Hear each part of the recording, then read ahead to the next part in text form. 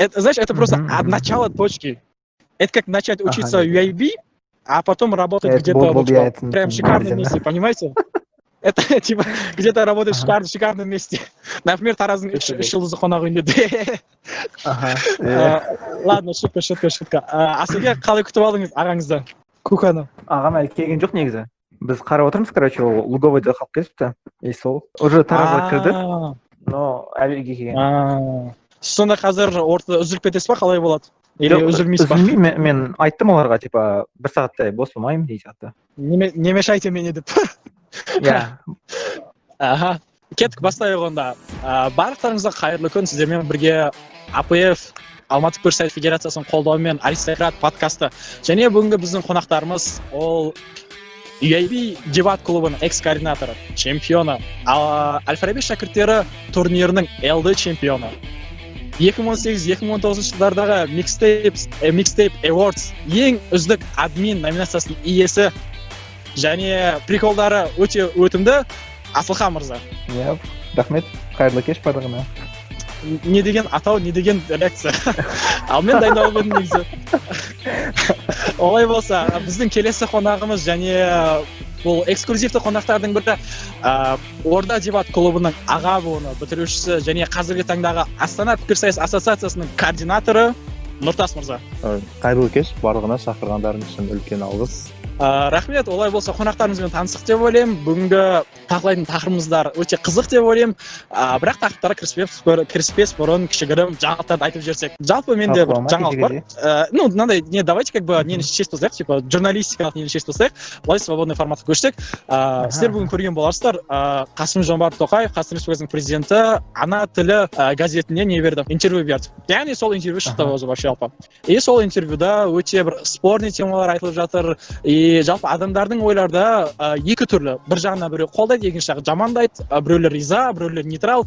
И жалпы сіздер қалай қарайсыздар? Ол кісінің айтқан сөздеріне мысалы той жайлы айтқандығына, ана тілі жайлы айтқандығына, митингіге байланысты типа халықаралық ұйымдардан грант алып отырған адамдар митингіге байланысты заңды қолдамай отыр дегеніне байланысты сіздер не айта аласыздар? Бірінші Нұртас мырза жауап бере ма? Жауап бере ма? Мен жаңалықтар оқудан қалып кеткенмін, сол үшін ол туралы ештеңе айта алмаймын. Асылге? Онда мен ғана отырмын ба? Ну, мен оқыған болғанда кішігірім қысқаны ғана оқып шықтым. Той туралы айтқаны ұнады деген ба? Бірақ меніңше той қалмайтын сияқты, өйткені қазір карантиннің өзінде беташар дегендер әлі болып жатыр ғой. 2 күн бұрын біздің көршіміз беташар істеген, так что той уже қалып қойды деген сияқты әңгіме дұрыс емес сияқты. Қалмайтын сияқты қазақтарда ешқашан. Ал митинг анау ол уже ондай нәрсені айтпайды отырса бізде. Онша ашып айтпайды деген сияқты. Ну, политика туралы сөйлемге баққан жоқ мен. Той ғана есімде қалды мен бүгінгі айтқанымда. Иә, негізі егер оқып болады, мүмкін осы выпустың астына ссылкасын тастармыз, сілтемесін. Негізі ол жерде өте қызық тема айтылған. Мысалы, маған бір қызық болған нәрсесі, президент былай айтады, қазір президент, титулды президент қой, президент деп айта берейік, титулы былай айтады. Нені, давайте дейді, ағылшын тілін 5-6 класстан бастап үйретейік дейді. Ал қазір біз ағылшын тілін менің түсінуім бойынша 1 класстан бастап үйретеді. И это какой-то, по-моему, может быть, как бы ол кісіде может түсінген шығар, типа 1 класстан ағылшын тілін үйрету, как бы, типа так себе идея деген заттар сияқты. Может, олай болса, ана тілі болған үшін сәл адамдарға ұнайтын нәрсе істеген шығар. Типа бізде көбінесе ұлтшыл емес. Мүмкін. Болезненный тема ғой соған. Иә. Негізі осы типа президент как бы по образованию дипломат қой да, и ол прям өте андай айналып өтетін сөздерді көп айтқанда. И былай сен тікелей бар ғой, президент айта алмайсың ше, мынауың дұрыс или мынауың дұрыс емес деп тікелей айта алмайсың. Оны айтатын жер прям нереально аз кәдімгідей. Мысалы, тоже митингіге байланысты былай айтады. Митингіге қарсы адамдар былай әңгіме айтты дейді. То, что митингіге кімдер шыға алмағаны өкінішті, типа иностранецтер шыға алмаған дұрыс емес, және митингіге кішкентай балдардың, кішкентай 18 жасқа толмаған адамдардың шыққан дұрыс емес. Ну, как бы адамдар ол үшін ғана жынданған жоқ қой, по идее, вообще. Негізі адамдар вообще басына жынданды. Вот, и, типа, президент солай айтады, сен оған претензия айта алмайсың ол жерде уже, как бы. Вот. Айтқанның арасында не бар ғой, типа, білеміз, типа, ол шетелдің азаматтары қатысса, уже беспорядок болады, елімізді стабильность кетеді деген сияқты. Ол, по-моему, Лукашенконың айтатын сөзі, Путиннің айтатын сөзі, типа. Да. Жалпы қазір Беларусьта өте қызық жағдайлар болып отыр негізі. былай қарасақ, ну жарайды енді жаңалықтармен олар күнде шығып отырады, күнде әңгіме айта беруге болады. Егер сіздерге жаңалықтар қызық болатын болса, Асылхан мырзаға жазыңыздар, Асылхан мырзаның білмейтін жаңалық жоқ вообще. Өтірік емес қой. Давайте как бы тақырыпқа көшейік. Мен осында отырмын, жай мен сырттан басқа дауыс келтірмесін деп өшіріп қойып отырамын. Сұрақ. Вообще, барлығымызға қатысты, барлығымызға маңызды сұрақтардың бірі. Не үшін дебат өте үлкен қозғалыс бола тұра, жастардың бір байланыстырушы, мост ретінде болсын, не үшін КВН сияқты, не үшін айтыс сияқты теледидарларда шықпайды, және не үшін теледидарда оның уақыты жоқ. Не үшін, мысалы, мен естігем осылатқа дейін, типа, азамат дегенде болған, ойбай хабарға шыққан, но когда опасный болған кезде неғып тастаған, типа, жауып тастаған, оны КНБшниктар деп естігем, но рас үшін өтірік екенін білмеймін. Сіздер қалай ойлайсыздар? Меніңше дебаттың телеэфирде көрсетілуіне бірнеше андай бір ғана себеп емес, бірнеше себептердің комплекс әсер ететін шығар. Мысалы, бірінші жай ғана пікірсайысшылардың адамдармен байланысы болмауы мүмкін, онда эфирдегі адамдармен байланысы, оларға уақыт тауып бере алатын, олардың шарттарына көнетін адам болмауы мүмкін. Немесе эфирлердің өздері дебатерларға уақыт беруге дайын болмауы мүмкін. Екіншісі, меніңше адамдардың өзінде ынта жоқ. Мысалы, бірнеше рет бізде Астанада турнирлер болды. 4 жыл бұрын бір рухани бір бәле деген. Үшінші индустриализация ма, сондай бір нәрсе болды. Жастар алаңы болды, бірақ онда ютубта оны көретін адамдар тек қана қатысушылардың достары, туысқандардың таныстары сонымен шектеліп қалады да. Адамдардың ондай қалай адамдардың мәдениет ұрысып отқанын естуге ынтасы болмауы мүмкін.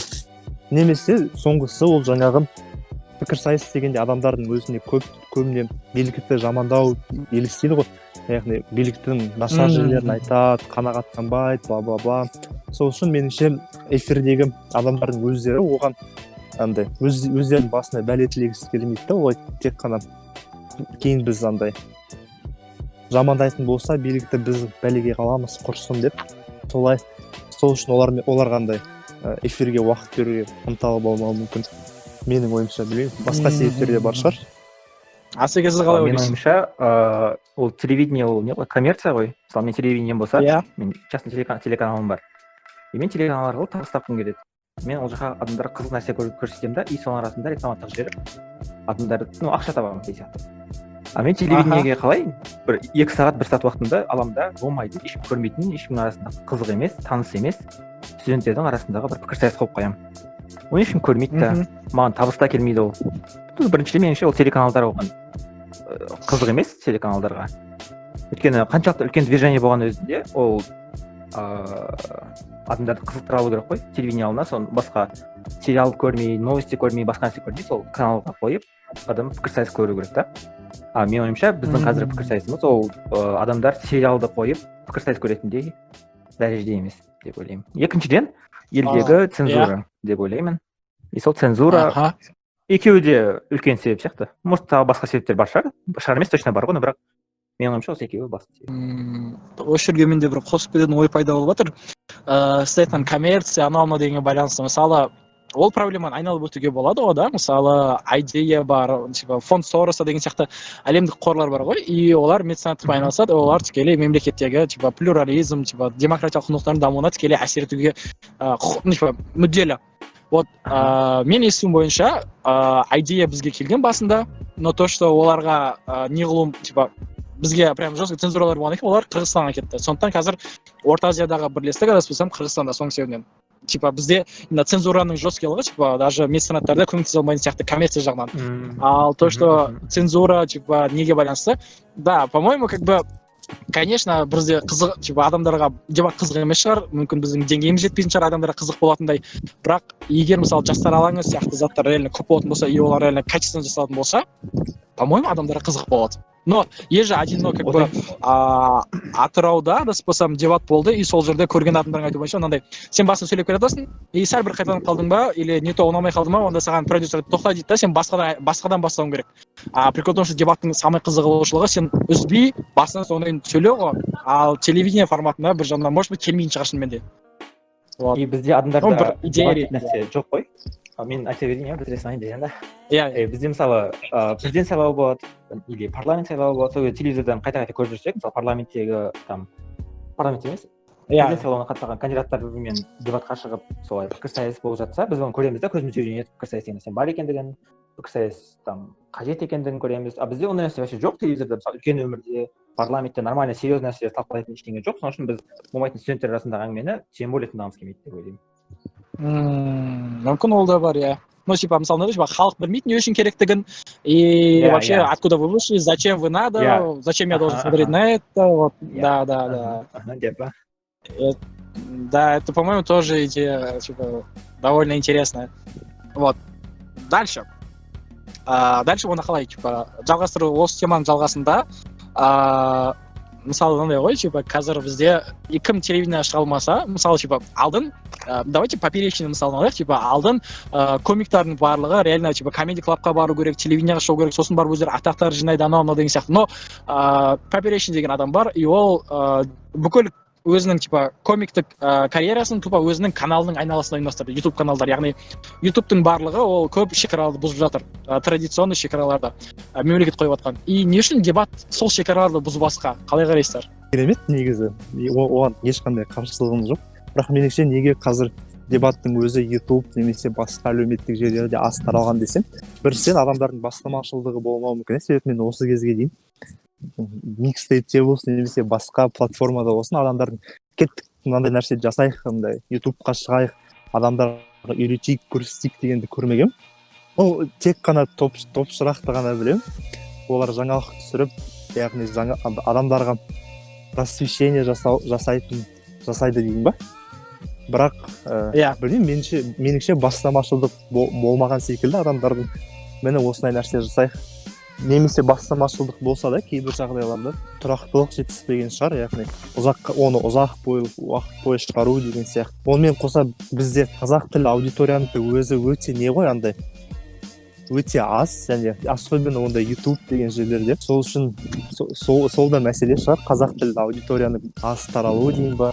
Себебі қазір адамдардың арасында орысша, ағылшынша сөйлеу модно дейін ба, ал қазақша көбіне сол үлкен кісілер или немесе басқа облыстарда сөйлесе, сондықтан сондай қиыншылықтар бар деп ойлаймын өзімде жалпы. Түсінікті. Менде ешқандай идея жоқ десем. По-моему, типа не үшін шығармайды, просто шығармайсыңдар и все, да, как бы. Егер шығарсаң да нормальный болады. Солай ма сен айтқыңыз келеді? Солай сияқты, вроде. Менде бір-екі ойлар бар осы нәрсе қатысты. Мысалы, бізде UIB-де түсіріп жатады ғой, финалды постоянно түсіріп жатады, но UIB-дің типа специфик, өзінің жеке түрлі ерекшеліктеріне байланысты UIB-де финалдар күлкілі өтуге тырысады. Оған көп себептер бар, и олар реально кей жағдайда реально күлкілі өтіп жатады, и оларды көруге ұстайды. Ал басқа клубтар бар, оны басқа клубтар олар постоянно олай жасамайды. Менің ойымша былай істеу керек сияқты, как идея ретінде жалпы да. Іріктеу ойындарын көбірек түсіру керек сияқты. Мысалы, іріктеу ойындары көріп жатасың ғой да. Без обид, конечно, барлығына, но примерно мына ойын күшті болады деген ойынға барып түсіріп, іріктеу ойында ондайлар көп болады ғой. И солардың ішінде самый қызық дегендерді неге бір YouTube каналдарға салып отыру керек сияқты. Но опять же, онымен айналысқан адам керек біріншіден, екіншіден ол айналысқанда бір резон болу керек, какой-то бір пайдасы болу керек. По-моему, именно біздің дебаттың не үшін тывға шықпай жатқандығы анау деген сияқты бізге пайда жоқ сияқты, как бы особо тікелей. Или пайда бар ма тывға шыққанымыздан. YouTube-қа шыққанның өзінде біз барлық апта сайын өтетін турнирді шығарған дұрыс емес сияқты, өйткені апта сайын турнир бола берсе, онда бір несі жоқ қой, құндылығы болмайды. Соның үшін бір республика бойынша бір 2-3 турнир істеу керек сияқты, сол 2-3 турнирді ғана YouTube-қа салып, кез келген ауылдағы бір ішінде 2 аудан жиналып турнир өткізсе, оны барлығын сала берсек тақылды емес қой деп ол ой деп жатады. Мысалы, апта сайын YouTube-қа бір каналға видео түсе берсе да, әр воскресенье күні әртүрлі турнирдің видеолары түседі. Слишком көп болып кетеді. И мен қайсысын көріп білмеймін да, ешқайсысын көрмеймін, ешқайсысын көруден басыламын деген сияқты болып қалатын шығар. Бірақ бәлкім таңдау көп болса, онда адамдар қайсысын таңдаймын деп өздері арасынан бір-бірін іздеп көре алады, қай тақырыбы жүрегіне жағады, қайсысын қызық деп ойлайды. Или иә, бір жағынан әр клуб өзінің турнирін сөйтіп YouTube-қа сала берсе, адамдар мысалы көбірек кездестірсе YouTube-та, может қызығып, наоборот, көбірек көріп кететін шығар, иә? Ондай да болуы мүмкін ғой. Возможно, иә, бір жағынан. Иә. Бірақ мен негізі, егер пікірсайыс YouTube-қа шығатын болса, ол ешқандай пайда бермейді дегенмен негізі келіспеймін. Себебі жай ғана адамдар пікірсайыстың не екенін білетін болса, бірінші ол пікірсайыс қоғамы, қауымдастығы өзі басқа адамдармен еркін андай спонсорлыққа немесе басқа шараларға андай байланыс орната алады деп есептеймін да. Яғни қазір мысалы сені ешкім танымайды, сол үшін сенімен ешкім жұмыс жасауға, саған спонсор болуға дайын болмау. Ал бірақ егер былай ютубқа шығып кем дегенде танып былай не екенін өзі андай білетін болса, онда бәлкім бір дайын болуы мүмкін басқа компаниялар тарапынан. Бірақ екінші, одан да бастапқысы ол көбірек адамдардың тануына мүмкіншілік беретін сияқты. Особенно жаңа қазақ тілді аудиторияға. Себебі мен бағанағы дебат ең андай үлкен қауымдастық деп айтып қалды ғой. Мен негізі онымен келіспеймін. Дебаттың үлкен, Қазақстанда дебаттың үлкен андай движениесі бар екені меніңше ол өте әлсіз. Білмеймін, әрбір универде максимум 1% қана шығар студенттердің дебатқа баратыны, 2% көп болса да. Сол үшін мен оны аса қатты былай ауқымды қоғам ретінде көрейін. Бірақ егер бізді білетін болса, хотя бы мынандай әртүрлі ойындарды көретін болса, бәлкім адамдар танып, дебатқа қызығып, қосылғысы келеді, дебатта көбірек адамдар болады деген сияқты. Мысалы, Нұртас мырза, қараңызшы, сіз қазір координаторсыз ғой да, апаның координатор ретінде сіз осы нәрсемен айналысатын ба едіңіз? Видеолар түсіріп шығаруға ма? Иә, мысалы сіз осы айналысатын, мысалы, допустим, смотрите, мысалы, сұрақ қалай қоюға болады. Мысалы, бізде пікірсайыс орталықтары бар да, кішігірім, Алматы, Астана, Ақтөбе, Тараз, Шымкент деген сияқты да. И, по-моему, мысалы, сіз бір орталықтың басшысы ретінде вы заинтересованы в том, чтобы сіздің дебатыңызды адамдар көргендігін және сіздің БП форматыңыз басқа форматтарды жеңіп шыққандығын, вы заинтересованы в этом, по-моему, да? Это логично былай қарасақ. Иә, и сіз сонымен айналысатын ба едіңіз именно осы заттармен? Это первый вопрос. Или екіншісі, или сіз басқа заттармен айналысып жүрсіз ба қазір? Негізі мен екі түрлі жауап бере аламын. Біріншісі, біз қазір осы Еркебұлан, менің алдымда Еркебұлан болды ғой, координатор. Еркебұлан координатор болған кезде біз әртүрлі ойындарды түсіріп, соны шығарып тұратынбыз да. Бірақ оның басты себебі оның пікірсайысшылардан тыс адамдарға дебаттың не екенін көрсету емес, біз оны тек қана Неге Қазақстан немесе апаның группасында жариялайтынбыз да. Оның басты мақсаты жай ғана көп ойындар, мысалы Алматыда ол белгілі ғой, көп адамдар финалға дейін қалады, андай прям үлкен қауымдастық ретінде тіршілік етсе, бізде көбіне ондай емес, жасырудың не қажеті бар. Көп адамдар мысалы ұтылып қалса үйіне қайтып кетеді. Сол себептен финалдық ойындарды көп көре бермейді да. Бірақ менің өзім ойым, финалдық ойындар шынымен де пайдалы болуы мүмкін, әртүрлі жаңа ойлар, жаңа аргументтер айтатын болсақ. Сол себепті біз көбіне сондай раундтарды түсіріп, адамдарға шығарып, үйрету мақсатында шығаратынбыз. Бірақ мен егер сұрақ осындай БПФ видеоларды жаңа мектеп оқушыларын тарту үшін түсірумен айналысасың ба десе, мен жоқ деп жауап беретемін. Себебі менің ойымша біздің БПФ формат ол адамдарды қызықтыруға қатты арналмаған. Себебі 1 сағат бойы біреу видео көріп отыра берсе, көп мектеп оқушылары енді оны түсіне де бермейді ғой. Біздің ауыр тақырыптарды немесе басқаша тақырыптарды адамдар түсіне бермеуі мүмкін. Сол үшін мен онымен айналыспайтын едім. Мен онымен тек қана осы студенттер, дебатерлар үшін қажет болса ғана айналысатын едім. Әлі де айналысу ойда бар. Онлайн турнирлер болса, біз раундтарды стримить етіп, ютубқа шығарып, немесе жазып алып, кейін турнирлер парақшасына шығарып, басқалар көре алу үшін осы мақсатта ғана шығарамын. Бірақ менің ойымша, видео БПФ арқылы оқушыларды тарту особо не стратегический подход деп ойлаймын. Оданша жай ғана дебат, критикалық ойлау, логиканы дамыту деген сияқты заттар арқылы, немесе мектеп оқушыларына академиялар ұйымдастыру арқылы оларды тартуға түсіндіруге болады да. Тарту үшін. Анау кісі шығып кетті. Қызық ситуация. Білмейме. Ведущийіміз шығып кетті деп па? Микстейпке көшетін болдық. Негізі мына жерлер алып тастайды ғой, кейін. По идее қалай берсін, а то слишком ресми болып кетті, себебі деген жақсы. Микстейп болса да адамдарды бөле алмаймын сөйлеп жатқан кезінде. Мен де бөле алмаймын.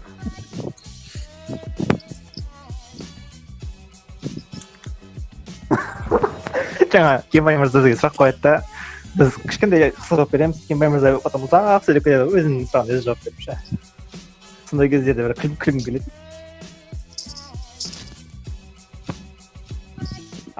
Бірінші выпускта Асхат мырза еді, ведущий.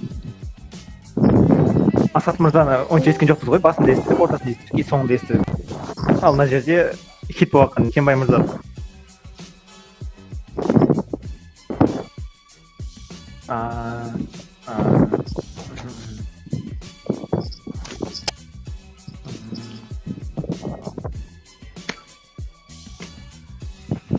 Кенбай мырза. Кешірім өтінемін, сіздер жалғастыра берсеңіздер болады, негізі просто мен звондап қалды, сол үшін жауап беруге тура келді. Сіз нені айттыңыз ба бағанағы, сіздің қазіргі айналысып жатқан заттарыңыз жайлы? Жоқ, енді айтайын ба? Жалпы қазір екі затпен айналысып жатыр. Қысқаша айтатын болсақ, біріншісі ол жас буындарға көбірек платформа создауға тырысып жатырмыз, себебі солар ғана қазір енді дебатта қалады осы 1-2 жылдың ішінде. Екінші, қазір көп осы коронавирустың жағдайын ескеретін болсақ, көп оқу орындары онлайн оқуға көшіп жатыр. Сол үшін келесі жылы жаңа жас буындарды жинау қиынға соғуы мүмкін. Сол үшін біз қазір осы ападағы медиа тиммен дебатты қалай қоғамға жақсы жағынан көрсетуге тырысып, адамдарды тартуға болады. Сол жағын ойластырып жатырмыз және солмен осы 2 айда жұмыс жасайын деп жатырмыз. Жалпы осы заттар. Түсінікті, рахмет. Жауабыңызға Асылхан мырзаның алып қосарым жоқ деуіне байланысты келесі тақырыпқа көше берсек. Дұрыс па, Асылхан мырза? Өте дұрыс. Әзір бас екен. Былай, енді жалпы негізі маған Асылхан мырзаға жалпы вообще жақын тема ол микстейп жайлы. Неге? Потому что мен де Асылхан мырза да админ, Асылхан мырза вообще админдіктің топы. Сұрақ, қалай қарайсыздар қазіргі микстейптің жағдайы сіздер үшін қалай көрінеді? Сіздер мысалы бұрынғымен салыстырып айтсаңыздар, или көңіліңіз толмайтын заттар бар ма?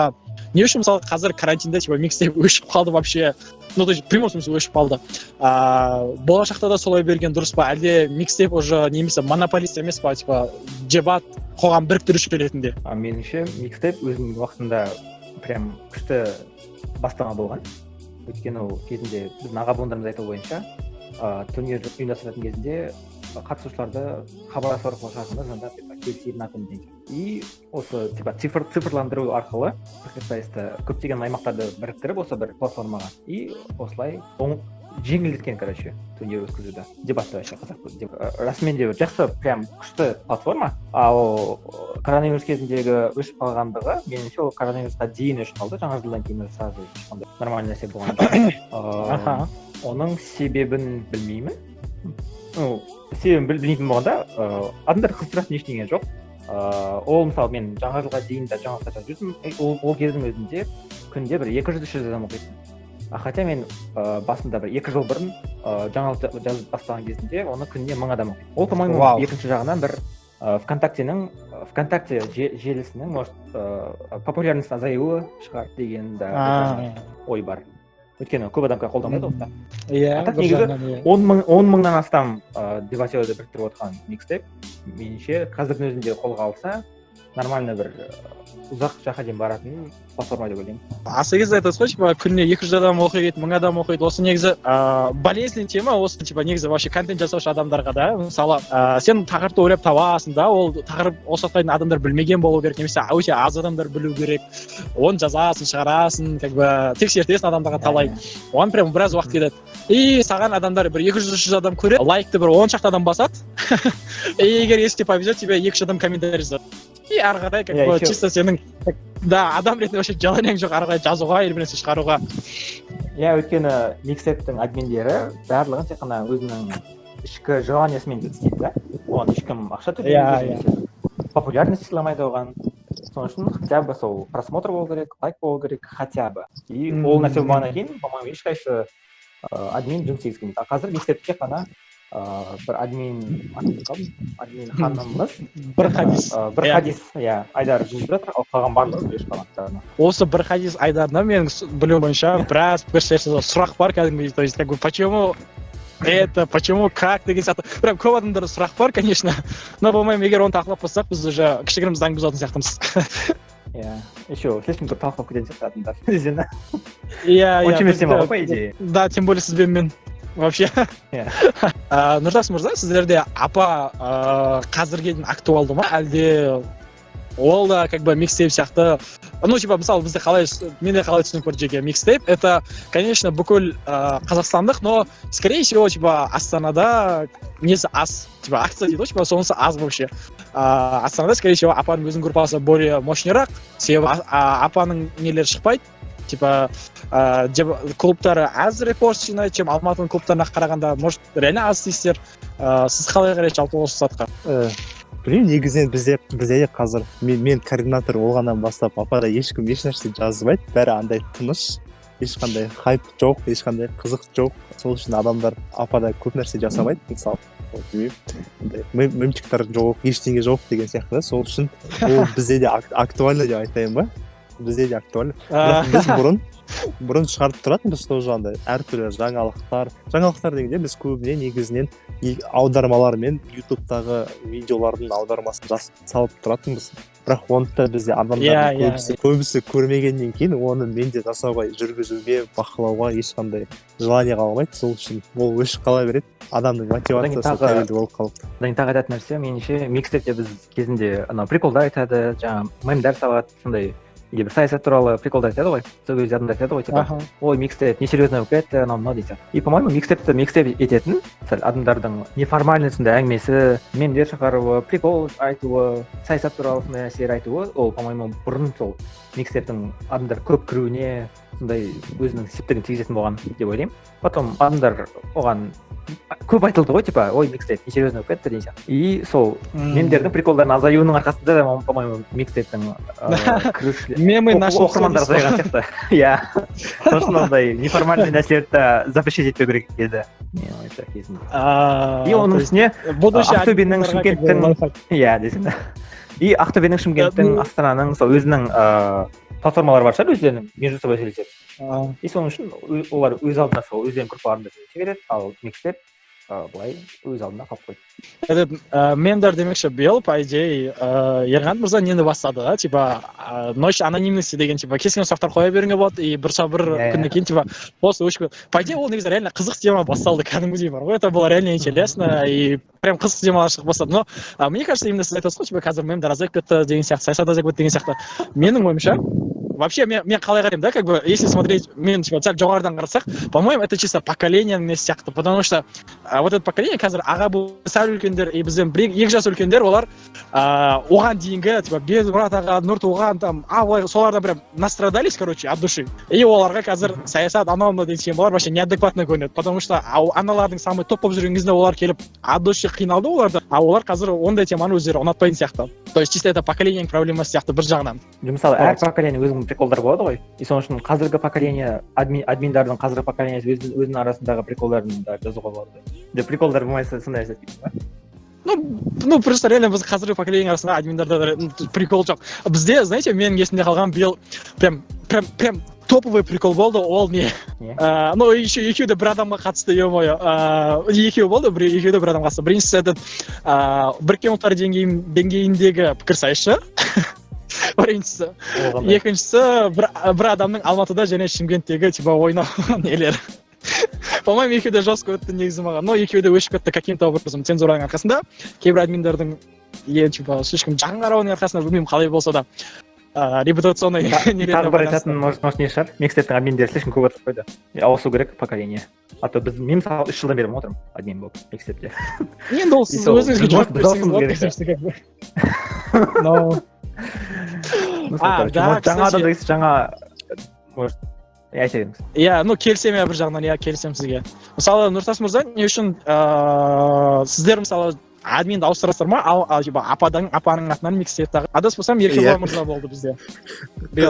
Келесі жылы кім болды? Былтырдан бері негізі админ Астанада менде болған админка, кажется, Еркебұлан екеумізде.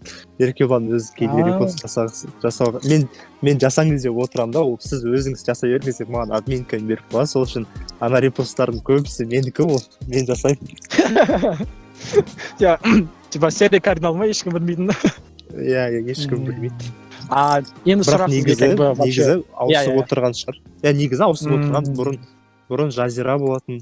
Иә, жазира ханым бар кезде мен де болдым, иә. Одан алдын Еркебұлан Арпай мырза да болған, адаспасам. Иә.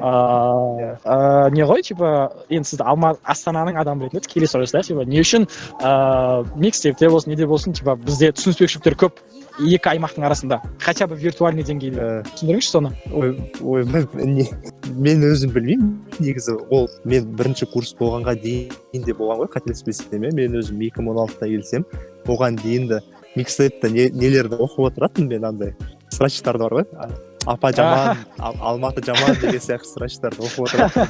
Білмеймін, бірақ қазір меніңше ол сол аға буындардан қалған заттар шығар, себебі қазір жастардың арасында ондай байқалмайтын секілді. Бәлкім, білмеймін, біз бір рет Алматыда болдық Еркебұланмен, ондай аса ешқандай қатты байқалмады. Андай ойбай Астана, ойбай андай білмеймін, бір жаңа бір жануарды көрген сияқты сезім ешкімде болған жоқ әйтеуір. Сол үшін аға буындардан қалып кеткен зат шығар. Яғни олар Алматының да Астананың да аға буындары, мен қателеспесем, соңғы осы жылы немесе алдыңғы жылы ғана белсенділіктен төмендете бастады ғой. Оған дейін Алматының да Семейдің де аға буындары, білмеймін, Ильяс Дәулетин деген мырза, солар бар еді. Бізде Астанада көп адамдар бар еді, белсенді еді барлық мағынада. Сол үшін шығар, бәлкім.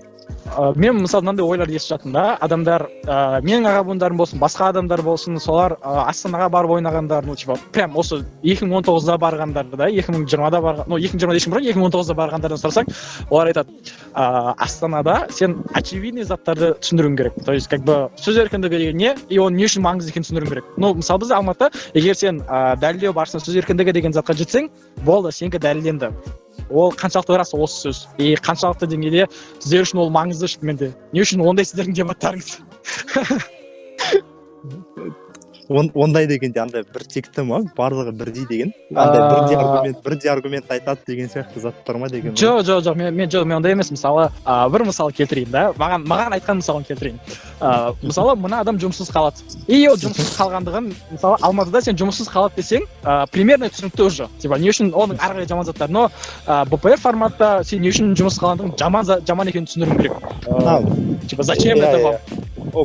Енді түсіндім, меніңше ол бізде дебаттың өзінің сұрайтыны сол, мысалы, көп заттар андай, көп дебат белгілі бір нәтижелерді тудыртады, бір жақсы немесе жаман заттарды. Мысалы, көп аргумент андай, мысалы, жай адамдар қарсы болады дейтін болса, ол нақты қандай нәтиже екені былай қараса негізінен түсініксіз болуы мүмкін. Жай ғана адамдар қарсы шығады деген, ол прям 2-3 адам ғана плакат алып көшеде тұрады дегеннен бастап, көп адам көшеге шығып, митингқа шығып, жаңағы барлығын ұрады деген арқылы да түсінуге болады. Сол үшін адамдарға жай ғана қарсылық болады, немесе платформа болады, немесе жұмыссыз қалады деген сияқты заттар нақты бір андай өзгерістер болмауы мүмкін да. Сол үшін сұрайтыны көбіне осындай бір өзгерістер болатын болса, нақтырақ түсіндіру қажет, қандай өзгерістер болуы мүмкін деген сияқты. Мысалы, жұмыссыз қалды, жақсы, бірақ одан қандай өзгерістер туындайды салыстырмалы тұрғыдан. Мысалы, білмеймін, жұмыссыз қалды, бір тақырып болса, білмеймін, жұмыссыз қалды, сол үшін андай салдарынан ол төмен жалақыдағы жұмыстарға тұру қажет, жаман немесе жаман өмір сапасы жаманырақ болады деген, білмеймін, әйтеуір бәлкім сондай анығырақ көрсету қажет шығар деп ойлаймын. Бірақ бұл андай қалай айтсам екен, жұмысын жоғалтып алу ол өздігінен де бір жеткілікті бір өзгеріс болуы мүмкін. Бір тақырыптарда ол жеткілікті андай өзгеріс болмауы мүмкін да. Сол үшін мен андай қиналамын, ол тақырыпқа байланысты негізі бізде. То есть по-любому. Бірақ негіз, айта беріңіз. Просто мысалы бізде именно көзқарас довольно жестко, довольно консервативно былай қалыптасқан, что Астананың БПФ форматында сен прям до конца түсіндіруің керек, прям шайнап беруің керек. Алматыда түсініктер оның бар, стереотиптер да барлығы. Хотя әр жерде әртүрлі уақытқа байланысты және орынға байланысты. Алматыда сен бір жаман затты алып келсең, түсінікті, и все, бітті. Арғы жылжуға жоқ. Астанада сол жаман затты алып келесің, и сол жаман заттың не үшін жаман екенін дәлелдейсің еще. Вот. Орынға неге байланысты, ондай да сұрақтар болуы мүмкін. Неге мысалы бағана айтқандай, қарсылықтың болуы өздігінен жаман зат болуы мүмкін да. Бірақ нақты түсініксіз ол қаншалықты жаман зат, қандай деңгейдегі жаман зат екенін. Сол үшін көп жағдайда төрешілер сол мақсатта сұрауы мүмкін. яғни нақтырақ түсіндіру керексің қандай сипатта болатынын деген сияқты. Иә. Мен бір мысал айтып жіберсем, менің ойымша сіздер мынандай ситуациядан қарастыратын сияқтар. Мысалы, жұмыссыз қалды адам. Окей. Сіздер қарастыруларыңыз мүмкін. Мынандай сценарийде ол жұмыссыз қалды, зато өзінің хоббиіне типа көңіл бөлу арқылы бай болып кетті. Либо жұмыссыз қалды, стресске түсті, вообще әлеуметтік жағдай төмендеп кетті. То есть сіздер екі ситуацияның бар екенін мойындайсыздар, екеуінде бір қарастыруларыңыз керек. Ол жерде да. Бізде олай емес. Вообще понятно. Білмеймін енді. Сондай шығар деп ойлаймын енді бізде. Сондай шығар. Бітті ма осымен? Тез бітті ғой. Кенбай мырза? Иә, осынам. Агудың аға бұл несін дема, Шыңғар мырза. Иә. Шыңғар мырзаның дауысы сияқты, Нұртас мырзаның дауысы. Деп не в тему. Я думаю, почему, как бы... Білмеймін, я бы не сказал. Мен ойладым негізі. Мен айта салайын, иә? Не, айта беріңіздер, Асылхан, айта беріңіздер. Мысалы, подкаст болған кезде, маған кеше айтты ғой, подкастқа, типа, келесіз ба деген сияқты. И мысалы бір адам шақырған кезде, мысалы қайрат шақырса, оған ән, той туралы айтады ғой, өзінің сол кісінің темасы бойынша. И мен ойладым, типа, мен шақырып отыр, менің басым қажет бір теманы айтатын шығар деп. И мен күткен жоқпын, что ондай телевидение туралы сөйлеймін деп та. И маған қызық болды сондай бір жаңа нәрсені сөйлесу. Но мен басқа нәрсе күттім. Басқа нәрсе сұрайтын шығар. Вдруг типа мысалы Кенбай мырза екеуміз көп сөйлесеміз ғой. Сол саясат туралы көп нәрсе сұрай ма деген сияқты. Асеке ол қарар жайлы негізі ол қарар деп ғой, ол тема жайлы сөйлесуге болады. Қарарды айтып жатқан жоқпын вообще. Иә, айтып кетті, ол тема жайлы сөйлесімізге болады, бірақ ол тема просто бітпейтін сияқты, біріншіден. Екіншіден, біздің қазіргі аудиториямыз ондай темаларға әлі дайын емес сияқты. Ол теманы сөйлесеміз әлі. Ол тема біздің неде бар, типа багаж дейді ғой. Типа полкамызда бар, уже типа примерно архивта тұр оның барлығы. Уақыты келгеннен кейін. Ол жерде Не, ұмытпаймыз. Это один из козырев, где когда егер біздің ойымызға ештеңе келмесе, значит соны түсіреміз болды. Қазір кім вообще не? АПЛ ма? АПЛ ма? АПФте кім? Не, президент? Пока что Бекмейер мырза. Әлі ма десең? Не, пока что я типа жылдың басында сентябрьда ма неде сайланды емес па? Жоқ. Да, 2 жыл ғой, по идее уже даже. Ол кезде мен оқып жүрдім ғой, сайлаған кезінде. Да. Пока что Бек мырза, иә. Карантин ғой, ладно, түсіне ғой. Нұртас мырза айтатыңыз бар ма? Жоқ, айтатыным жоқ. Не айтайын? Маған сол Нұртас мырза сөйлесе, сол Шыңғар мырзаның дауысы естіледі маған. Сөйлеңізші десем. Ваши ожидания, ваши проблемы де. Может, мен слишком ғана қартай қалған кісі болған үшін шығар, типа Шыңғар мырза ешкім алмайды ғой қазір. Де. Соған маған солай естіледі. Ештеңе күтпедім негізі, білмеймін, андай жай талқылау, қызық, сонымен бітті, ондай, білмеймін, ешқандай ожидание болмады. Ол да жақсы шығар, менде Асылхан мырзадағыдай ожидание реальность болмайды да сонда. Түсінікті. Сұрақ мындай, сіздер нені қалар едіңіздер, чтобы осы подкастта талқылағандығын, біріншісі, және екіншісі, не үшін ол адамдарға қызық болуы мүмкін? Типа навскидку, типа брек тема деген сияқты. Меніңше талқылауға болатын заттар көп, негізі талқыланатын заттарды айтатын болсам, мысалы, осы қазақстандық дебаттың проблемасын айтуға болатын шығар, яғни тек қана Астана, Алматыдағы адамдарды ғана емес, сонымен қоса білмеймін, батыстағы, оңтүстіктегі адамдарды шақырып, әртүрлі дебаттың мәселелерін талқылап, яғни бір шешімге келу, шешімдерді табу, ойларды есту, ойлар алмасу деген сияқты заттар. Жалпы мен негізі басында бірінші подкастты көрген кезде, естіген кезде менде сондай ой қалыптасқан, яғни подкасттың басты мақсаты ойлардың алмасуы болуы деп түсіндім мен. Осы подкасттың мақсатын солай түсіндім мен өзім әйтеуір. Немесе өзім сондай мақсат шығарып алдым ба? Бәлкім сол шығар. Неге ол адамдарға қызық, себебі білмеймін, әртүрлі ішкі кухняларды айтса, андай қызық жағдайларды айтса, адамдарға қызық болатын шығар. Онымен қоса жай проблемаларды қалай шешу керек екенін адамдар естуі мүмкін, түсіну мүмкін. Бүйтсек болады екен ғой, қалай басымыз жетпеді оған деген сияқты. Білмеймін, бәлкім сондай заттар. Кейде андай дебатный қызық жағдайларды айтуға болатын сияқты.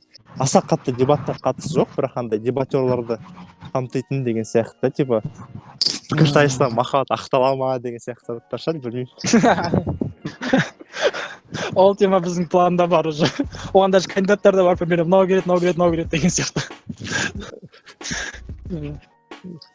По-моему, бұл подкасттың таңдалған уақыты да сондай күшті уақыт сияқты. Біріншіден микстейп пустой қазір, ешкімде барлығын қолы бос, микстейп пустой, ешқандай контент жоқ. И сіздер шығарып отырсаңыздар, адамдар, тыңдаушылар табатын сияқты. Екіншіден, қазір карантин, турнир ешқандай жоқ, дебат ұйықтап жатыр қазір, спячкада жатыр. И соның үшін тағы дамуға тағы бір не сияқты, бір стимул сияқты подкасттың. Өйткені осылай онлайн, бір уақытылы, бір белгілі уақыт аралығында шығып отырса, адамдар тыңдайтын сияқты. Тек қана бір қызық тақырып, адамдарды қызықтыратын тақырыптан таңдап алып қойды. И қызық адамдар шақырып отыр. Иә, бір жағынан дұрыс айтасың. По идее, подкасттың қызығы да сол ғой.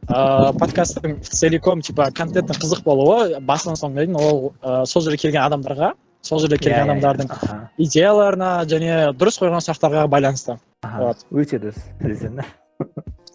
На что вы намекаете? Ну, ештеңе, дұрыс яғни сөзіңізбен келісіп. Ну, конечно, сіздің самооценкаңыз төмен болғанға мен кінәлі емеспін, Асеке. Без обид. Ладно, әзіл. Олай болса, аяқтайық. Барлықтарыңызға рахмет. Екеумізге де келгендерің үшін, уақыт бөлгендерің үшін, түнге қарамай, қиыншылықтарға қарамай, қаншалықты техникалық проблемаға қарамай бізбен болғандарыңызға рахмет. Егер қоштасу сөздеріңіз болса, сіздерге де рахмет. Мархабат. Рахмет шақырғандарыңызға. Қызық болды, негізі бір қызық бастама болды мен үшін. Осыған дейін өмірім бір кеке болып, бүгін бір бұрынғы ескі достарыммен жүздесіп қандай болады. И Нұртас мырзамен де танысқан болған. Мен сөйлеуім керек па? Сөйлемей ақ қоюым керек па? Білмей қалып қой дейсің ба, не батыр басынан келіп жүр. Бірден сөйлеу, бірден сөйлеу.